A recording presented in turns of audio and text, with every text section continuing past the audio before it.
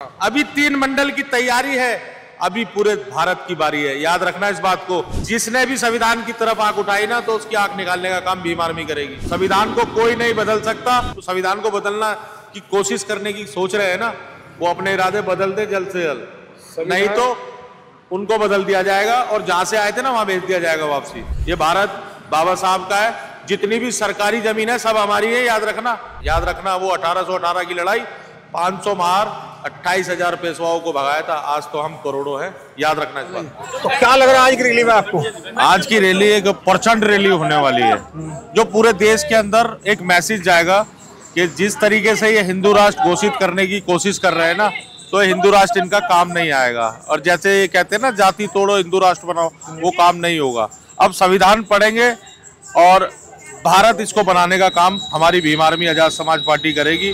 और इस बार जो 2027 के जो चुनाव होने जा रहे हैं, तो यह किंग मेकर की भूमिका के अंदर चंद्रशेखर भाई और उनकी party Azad Samaj party number 1 पर रहेगी। और मुख्यमंत्री भी जब तक हम नहीं बोलेंगे तो तय नहीं किया जाएगा उत्तर प्रदेश के अंदर। हमारे साथ योगी पहलवान जी दिल्ली प्रदेश से, और बिहार के प्रत्याशी पूर्व प्रत्याशी भाई अनिल प्रधान साहब। अच्छा, योगी दिल्ली से हैं? मैं दिल्ली प्रदेश से मैं हूँ। अच्छा। और करीबन 2017 से भाई के साथ ही हूँ।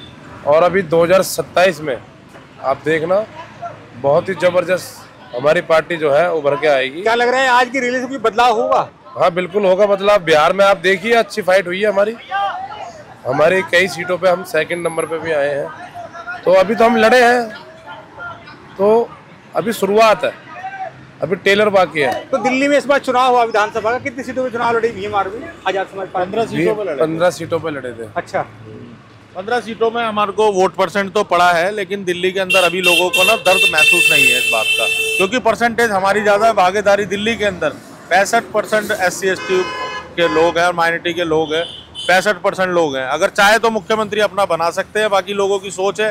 बाबा साहब की विचारधारा को जन जन तक पहुंचाने का काम भीम आर्मी भारत एकता मिशन कर रही है। हाँ जी, मैं दिल्ली प्रदेश से दिल्ली प्रदेश सचिव हूँ और दिल्ली का ही निवासी हूँ शुरू से हम लोग। और 2017 से 16 से भैया के साथ जुड़े हुए हम लोग, और बहुत बड़े लेवल पे हम लोग काम करते हैं, लोगों को समझाने का काम करते हैं कि हमारा आखिरी मोटिव यही है कि घर घर तक कॉन्स्टिट्यूशन को पहुँचाना है। जो भारतीय संविधान है, तो हर घर तक जब तक नहीं पहुंचेगा, क्योंकि हमारी 5000 साल की जो मानसिक गुलामी है उसको हटाने में थोड़ा समय जरूर लगेगा। लेकिन ऐसा नहीं है लोग जागरूक नहीं हो रहे। आप बहन जी ये काम नहीं कर पाई? बहन जी तो देखो, अब समय परिवर्तन का होता है। प्रकृति चाहती है कि चंद्रशेखर साहब को इस बार मौका मिले। बहन जी 4 बार मुख्यमंत्री रहे, बहुत बड़ी बात है और अच्छा भी है, होना भी चाहिए। हमारे लिए तो आयरन लेडी है वो। बहन जी उस तरीके से काम नहीं कर पा रही है जिस तरीके से होना चाहिए। आप समझ ही पा रहे हो, अभी जो उनकी रैली हुई है, योगी जी ने काफी मदद की, उन्होंने ऑन रिकॉर्ड बोला भी है। ये मैं नहीं कह रहा हूँ कभी आप मेरे को पीछे से गालियां बकने लग जाओ। पीछे बहन जी ने बोला भी है कि मैं यहाँ की जो तत्कालीन सरकार है उसका भी धन्यवाद करना चाहती हूँ। बहुत बड़ी बात है कि मनुवादी सरकार का कोई अम्बेडकरवादी धन्यवाद दे रहा है, तो बहुत गलत है इस देश के अंदर। बाकी लोगों की विचार बदल रहे हैं, लोग युवा चंद्रशेखर भाई के साथ है। अब तो बहनें, महिला, अब अभी चल के देखो आगे, अभी तो रास्ते में लाखों गाड़ियों का काफिला चल रहा है। 50 से 60 लाख जुड़ेंगे इसके साथ, जो संविधान की शपथ लेंगे, और ये बोधमय भारत होगा। आपको क्या लगता है कि संविधान के अलावा जो रोजगार की दिक्कत है, स्वास्थ्य की दिक्कत है, और बहुत सारी समस्याएं हैं, बहुत सारे मुद्दे हैं, इस पे कुछ काम होगा? देखिए 4 बार हमारी सरकार यहाँ पर रही है उत्तर प्रदेश में, अम्बेडकरवादी, और बहुजन समाज पार्टी से बहन जी ने जो है चुनाव में प्रत्याशियों को उतारा और सब चीज़ें बनी, हमारी सरकार बनी, उन्होंने काम किया। अब परिवर्तन होना है। अब चंद्रशेखर भाई हमारे जो है लगातार जहाँ भी शोषण अत्याचार हो रहा है समाज पे, वहाँ वो काम कर रहे हैं, जाने का काम कर रहे हैं और न्याय दिलाने का काम कर रहे हैं। आप देख लीजिए, बहन मनीषा वाल्मीकि के साथ रेप हुआ, तमाम ऐसे घटना है जहाँ पर चंद्रशेखर भाई पहुँचते हैं। ये रोहिणी का क्या मामला है? देखिए इसमें जो है ना, सब चीज़ें इसमें हम कुछ कह नहीं पाएंगे। बाकी जब कोई नेता उभरता है ना, तो उस पर आरोप लगाए जाते हैं, तो इसमें आरोप सिद्ध, अभी कोर्ट में केस चल रहा है, आरोप सिद्ध हुआ नहीं है, अभी अंडर ट्रायल है। अगर कोई केस चल रहा है तो उसका मतलब कोई मुजरिम नहीं है। केस अभी आपके सामने है और जनता देख रही है इस चीज़ को, किस तरीके से भाई की छवि को बदनाम करने का काम किया जा रहा है। वो भी बहन बेटी हमारे ही समाज की है। थोड़े से लालच के अंदर कोई आदमी बदल जाता है तो इसमें हमारी कोई गलती नहीं है, लेकिन चंद्रशेखर भाई इस देश के मसीहा है और बहुजन हृदय सम्राट है। उनका कोई लांछन लगाएगा तो हम बर्दाश्त नहीं करेंगे इस चीज को। और वो देश के अंदर एक उभरता हुआ सितारा मैं है। एक सोशल मीडिया में देख रहा था कि उन्होंने ऐलान किया कि वो आएंगे मुजफ्फरनगर रैली कोई में। बात नहीं, स्वागत है, आप आइए, बहन है, महिला है, कोई दिक्कत नहीं है, हम तो स्वागत है। क्या पता वो भी शपथ लेने आ रही हो, महिलाओं के लिए तो गलतियों सब का एहसास भी लड़ रहे इंसान हैं। को हो जाता है ना, तो कोई दिक्कत नहीं है, आ सकती है, कोई प्रॉब्लम नहीं है हमारे को। आप बिहार से हैं? जी चुनाव लड़े इस बार बिहार में? हाँ, बिहार से चुनाव लड़े। कौन सी विधानसभा से? मेरा बक्सर जिले का राजपुर विधानसभा सुरक्षित क्षेत्र है। हाँ।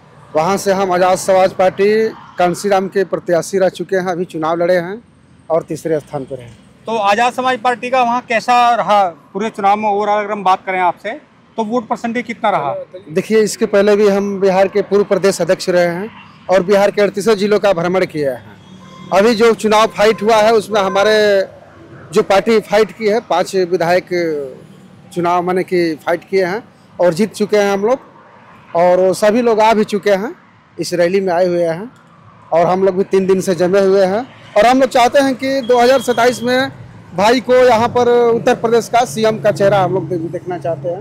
तो हम लोग यहाँ हैं, अभी रोड पे हाईवे पे हैं, टोल के पास में। अभी दिल्ली प्रदेश के अध्यक्ष हैं और दिल्ली प्रदेश के पदाधिकारी हैं। आप बिहार से चुनाव लड़े हैं, बक्सर से अभी जो चुनाव हुआ है 2025 बिहार में, और आप सबका मानना है कि जो संविधान को लेकर जो रैली की गई है, बहुत सारे मुद्दे, उन्हें लगता है कि चंद्रशेखर आजाद उभरते चेहरा है और आने वाले समय में जो एक दबा कुचला वर्ग है वो आगे बढ़ने का काम करेगा, उसके पीछे चंद्रशेखर आजाद की बड़ी ताकत है। कुछ कह रहे थे आप? मैं ये कह रहा था, आज संविधान दिवस है, तो आज ही मुजफ्फरनगर से तय हो जाएगा कि यूपी में लहर किसकी आ गई।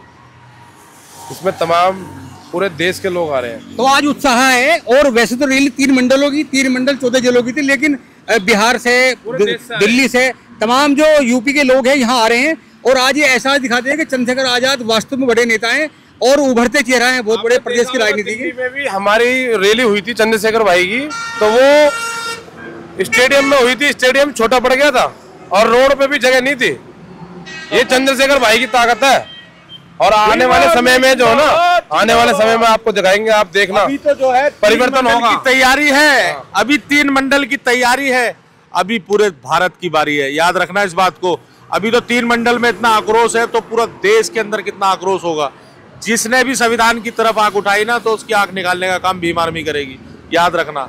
संविधान को कोई नहीं बदल सकता, ये इतना पवित्र ग्रंथ है। इससे समझ लो करोड़ों, लगभग 100 से 110 करोड़ आदमी संविधान के दायरे में आते हैं। समझो, जो इस संविधान को बदलना की कोशिश करने की सोच रहे हैं ना, वो अपने इरादे बदल दे जल्द से जल्द, नहीं तो उनको बदल दिया जाएगा और जहां से आए थे ना वहां भेज दिया जाएगा वापसी। ठीक है ना। ये भारत बाबा साहब का है, जितनी भी सरकारी जमीन है सब हमारी है, याद रखना। जो आप दबाए बैठे हो ना, जो हमारे पास इतना सा भी हिस्सा नहीं छोड़ रखा, वो हम सब लेना जानते हैं, याद रखना। लेकिन हमारे हाथ बंधे हुए हैं क्योंकि हम संविधान को मानने वाले लोग हैं। लेकिन हम भीमा कोरेगांव भी नहीं भूलते हैं, याद रखना। वो 1818 की लड़ाई, 500 मार, 28,000 पेशवाओं को भगाया था। आज तो हम करोड़ों हैं, याद रखना इस बात को। जय भीम साथियों, और संविधान दिवस की सभी समस्त देशवासियों को बहुत बहुत मंगल कामनाएं, शुभकामनाएं देना चाहता हूँ। जय भीम।